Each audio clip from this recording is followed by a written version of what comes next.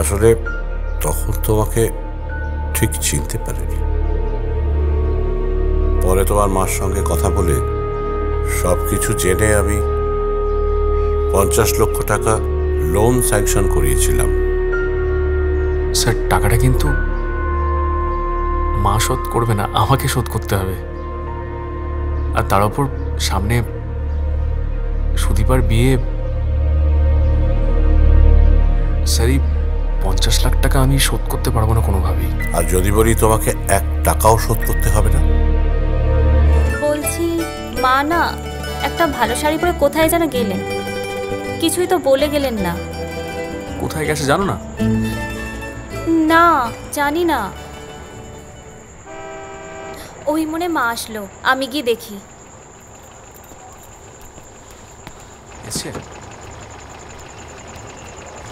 কই মা তো না, সুদীপা।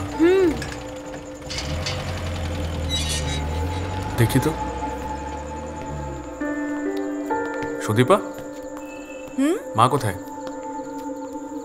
মা আমি তো জানি না রে দাদা, আমি তো মার্কেটিংয়ে গিয়েছিলাম।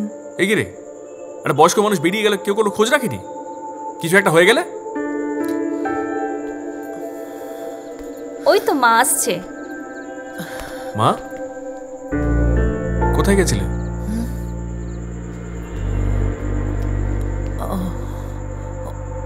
ওই তো ব্যাংকে। কেন?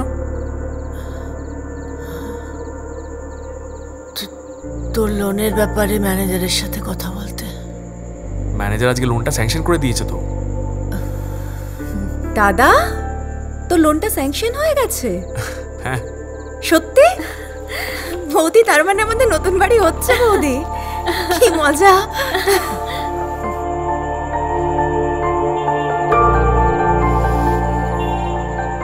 একটা সারপ্রাইজ আছে। কি সারপ্রাইজ? আমাদের নিজেদের নতুন বাড়ি হচ্ছে। বাহ, এটা খুব ভালো খবর। আমাদের বাড়িটা নিজের মনের মতো করে সাজাবো, জানো তো? সুন্দর করে সাজাবো। সে তুমি সাজাও। আচ্ছা, একটা কথা বলো, আমাদের বিয়ের পর তুমি কোন বাড়িতে থাকবে? মানে দাদার বাড়িতে না আমার বাড়িতে? তোমার বাড়িতেই থাকবো অবভিয়াসলি, কিন্তু তাও বিয়ের আগে কটা দিন তো নিজের বাড়িতে থাকার সৌভাগ্যটুকু হবে। সারা জীবনটা তো ভাড়া বাড়িতেই কেটে গেল অতনু। একটা কথা আছে জানো তো, তালপাতার কুড়ে ঘরটাও যদি নিজের হয় না, তাতেও থাকার আনন্দটুকুই আলাদা। ঠিকই বলেছ। দাদা যে বাড়ি করছেন শুনে সত্যিই খুব খুশি হয়েছি। Thank you Atanu, thank you so much. আচ্ছা ঠিক আছে, আজ রাখি। হ্যাঁ, পরে আবার কথা হবে। বাই। হ্যাঁ, রাখো রাখো রাখো।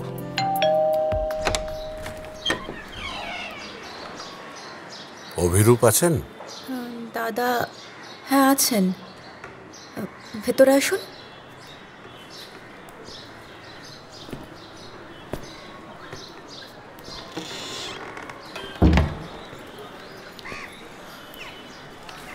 স্যার, স্যার আপনি হঠাৎ?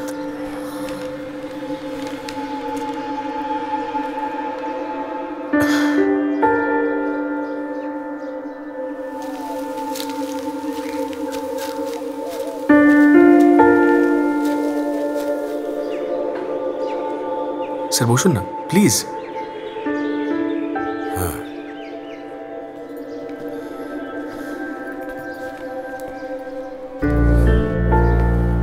বসুন না প্লিজ স্যার। হ্যাঁ।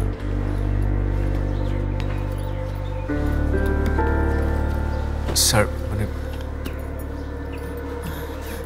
তো তুমি দাঁড়িয়ে কেন? বসো। হ্যাঁ হ্যাঁ।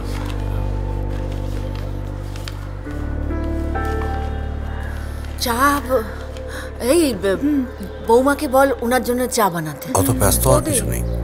সুদীপা? হ্যাঁ স্যার। আমার ছোট বোন সুদীপা। বেশ। সুতপার কি বিয়ে হয়ে গেছে? হ্যাঁ, সুতপার তো বিয়ে হয়ে গেছে, কিন্তু আপনি আমাদের সম্বন্ধে এত কিছু জানলেন কি করে?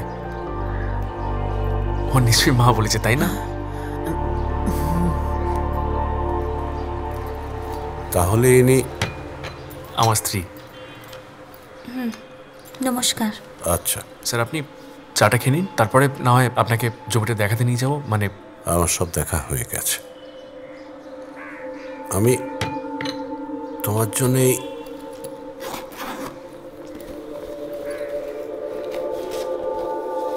$50 লাখ নিয়ে এসেছি।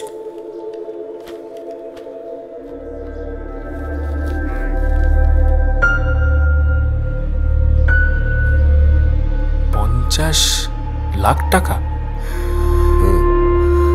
কিন্তু আমি তো $5,00,000 লোনের জন্য অ্যাপ্লাই করেছিলাম। হ্যাঁ, আমি বলেছিলাম। আসলে তখন তোমাকে ঠিক চিনতে পারিনি।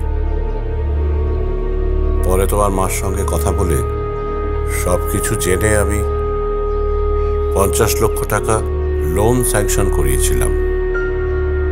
স্যার টাকাটা কিন্তু মা শোধ করবে না, আমাকে শোধ করতে হবে। আর তার উপর সামনে সুদীপার বিয়ে।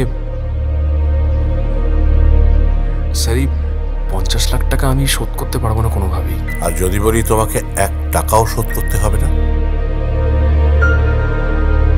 সে কি বলছেন কি? হ্যাঁ, আমি তোমার জন্য এই টাকাটা নিয়ে এসেছি, তুমি ধরো। কি ভাবছো? ধরো।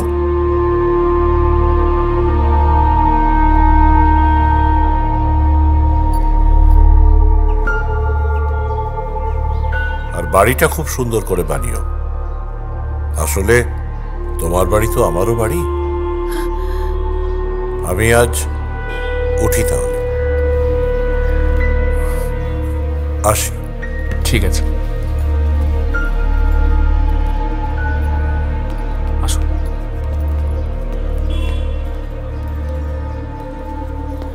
সাবধানে যাবেন স্যার। ভালো থেকো। হ্যাঁ, সাবধানে।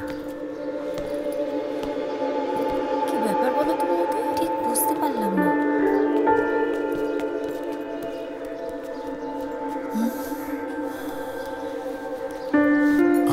এই আমার যেন কেমন একটা ভয় করছে।